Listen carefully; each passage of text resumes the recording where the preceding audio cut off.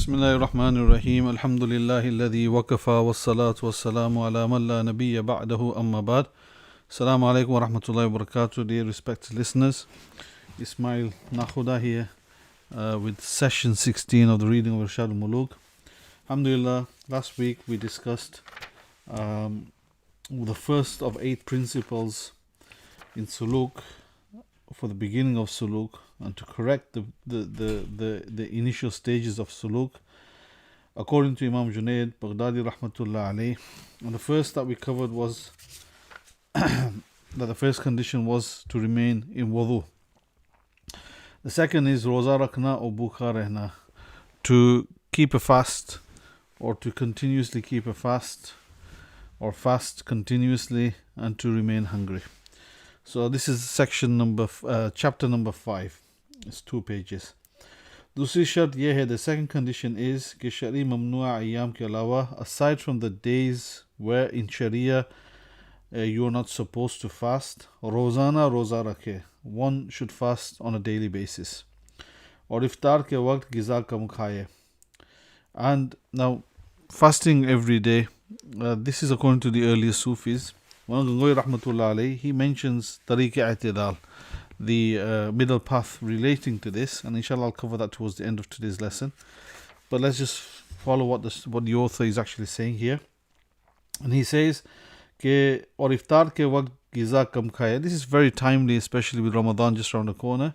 That at the time of iftar, at the time of breaking fast, at Maghrib time, eat little, ताकि पेट में गिरानी भी ना हो, and because so that there is no difficulty on the stomach. If you eat too much at iftar, then you become quite heavy and it becomes a burden in your stomach. Or bhuk ke sabab mar bhi na jaye. And you shouldn't eat too much that you become extremely heavy. Nor should you eat too less that you die of hunger. क्योंकि बहुत खाना और इसी तरह कम खाना जो हलाकत का ज़रिया हो, दोनों नाज़ेबा है. Because it's inappropriate to not eat too little and also to not eat too much, because eating too little is a means of destruction and ruining one's health. Allah Almighty says in the Quran Kareem, "Kulu washrabu wa la tusrifu innahu la yuhibbul musrifin."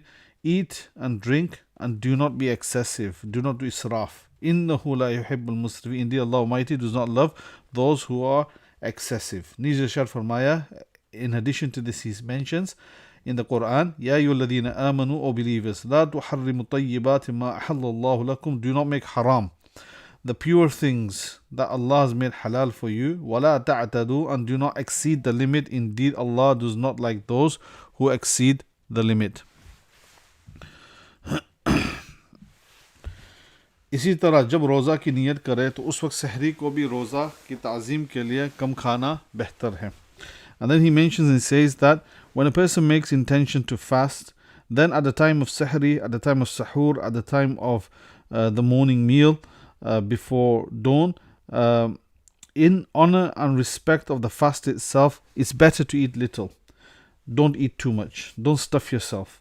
क्योंकि रोज़ा को इस ख़ास फजीलत के सबब जो उसमें हक़ ताला ने रख दी है, इस्लाम के जुमला अरकान और तमाम इबादत में इम्तियाज़ हासिल है. The reason behind this is that the fast in itself, which has a special attribute, which has a special quality, which Allah Almighty has embedded inside it, and it has a special distinction over all the other pillars of Islam and all the other different acts of worship. Chunanche hadith Qudsi mein hai. And so eat less in ta'zim, in respect of the fast itself. Why? Because of the special status it has, Allah Almighty has given it in terms of all the other pillars of Islam and all the other acts of ibadah.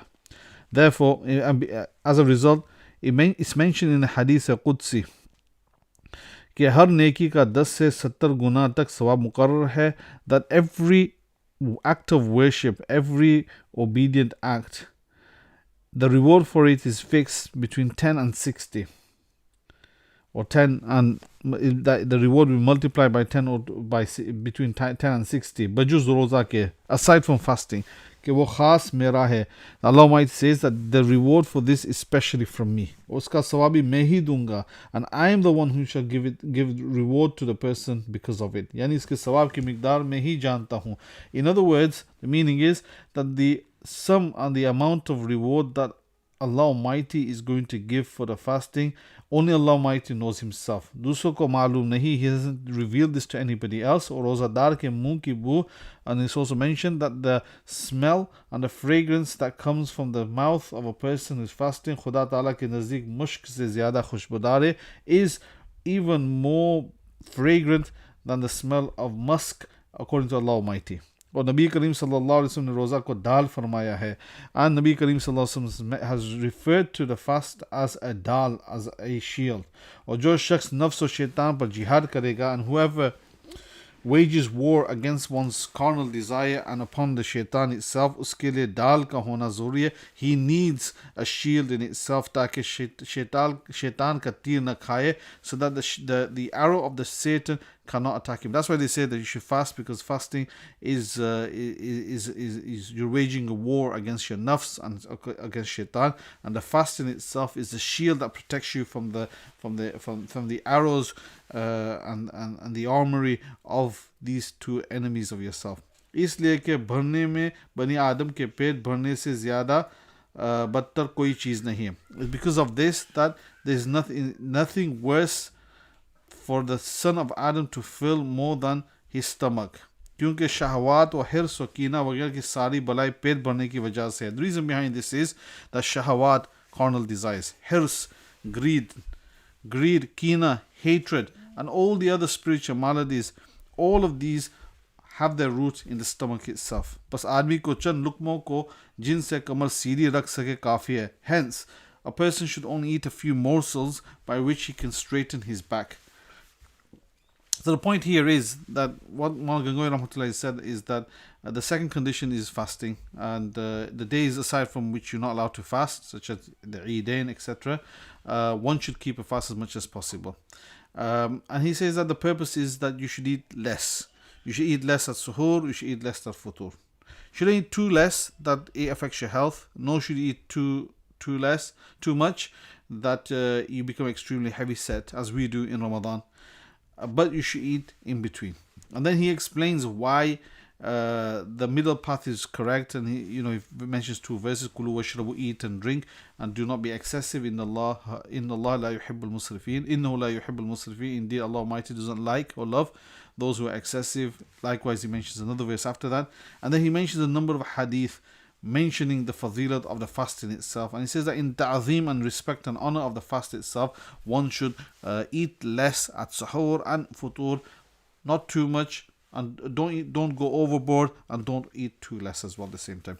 Then he mentions something else. He mentions Sayyidina Isa alayhi salam. He says चुनांचे Isa alayhi salam ने हवारियों को फरमाया था, and Hazrat Sayyidina Isa alayhi salam had told and informed his hawariyin, his disciples, कि अपने पेटों को भूखा रखा करो, that keep your stomachs hungry, और अपने जिगरों को प्यासा, and then your organs inside keep it thirsty. Yani fast, don't eat and don't drink, as the according to the Sharia. और अपने बदनों को 10 सतर के अलावा नंगा रखा करो, and keep your body aside from the satar, aside from what you're supposed to keep covered, keep it unclothed. Wear coarse clothing, simple clothing, etc. ताकि इस काबिल बनो. And by doing this, by making yourself hungry, by fasting and not wearing expensive clothes, etc., you make yourself worthy and capable of अपने रब को अपने दिलों से देख सको, so that you can start seeing Allah Almighty with the eye of your heart, inshallah. Now, thereafter, Mawlana Gangohi Rahmatullah Alayhi, he explains what remaining hungry actually means. And he says, Imam Ghazali Rahmatullah Alayhi ne Ihya Ulumuddin mein farmaya hai. The Imam Ghazali Rahmatullah Alayhi in his book Ihya Ulumuddin has mentioned कि सब चीज़ों में अहम मकसूद तवस्सुत और इत्तिदाल है. That the most important thing in terms of fasting and remaining hungry, etc., is tawassut, the middle path, i'tidal, balance, equilibrium. क्योंकि सब कामों में बेहतर दरमियानी दर्जा का होना मुसल्लम है. Why? Because in all things, adopting the middle path is what's is the best. और दोनों किनारे इफरात तफरीक के कभी है, and both extremes, the extreme of not eating too much and at the same time not eating enough is also disliked. कभी, something bad. और भूख की फजीलतों के मुतालिक जो कुछ हमने बयान किया, Imam Ghazali says that all the attributes, the positive attributes that we have mentioned regarding the positivities of remaining hungry, उससे वहम होता है. One could start thinking because of this कि शायद इफरात और कमाल दर्जा का भूखा रहना मुराद है. That the purpose here is to remain hungry to an extremity. हालांकि ऐसा हरगिज़ नहीं है. इमाम Ghazali says that, but this is not the case. बल्कि उसकी वजह यह है कि शरीर के अमर में हिकमत इलाही इस तरह वाक़ई हुई है. Then he goes on to explain a concept and he says that in Shariat itself, the wisdom of Allah Almighty is such कि जो चीज़, that the thing, जो चीज़ ऐसी हो कि तबीयत उसकी निहायत दर्जा ख्वाहिशमंद हो, that which one's temperament is extremely nihayat darja ख्वाहिशमंद, yearning of, it yearns something extremely quite a lot, वो शे मुजिब फसाद or हो वो शे मुजिब फसाद, and that thing in itself is also something that's going to corrupt the person, the nafs, the soul. तो शरीयत उसमें इतना मुबालगा करती है. Then the principle is that the शरीयत emphasizes against this thing to an extent कि अनजान को यूँ गुमान होने लगता है, that the person who's got little knowledge, meaning little knowledge of Shariat and the Islamic text, the knowledge of the way the Quranic verses and the Hadith are mentioned, he starts thinking कि बिल्कुल तबीयत के मुखालिफ मुराद है. That the meaning of these ahadith and the Quran is that one should completely abstain from it. मगर जानने वाला जानता है. However, the one who knows, meaning the person who's learned, the alim, the sheikh, the erudite, कि इस कदर मुबालगा महज तबीयत के कमाल हिस्स की वजह से किया गया है. That this emphasis that's found inside the Quranic verses and the hadith on a certain issue is only because of the way in which people's temperaments yearn the thing. बिल्कुल मुमानत और कमाल हिस्स की वजह से किया गया है और मकसूद तवस्सुत है. But the actual purpose is to adopt the middle path. क्योंकि तबीयत तो उस शे का तकाजा करेगी और शरा बिल्कुल मुमानत. Why? Because on the one side, one's nafs, one's tabiyat, one's mizaj, one's temperament will seek something, seek the thing that he wants, for example food, or shara bilkul mumanat, and the shara will say no, just abstain from it totally. और ये बात बईद और दुश्वार है कि तबीयत को बिल्कुल जड़ से उखाड़ फेंका जाए.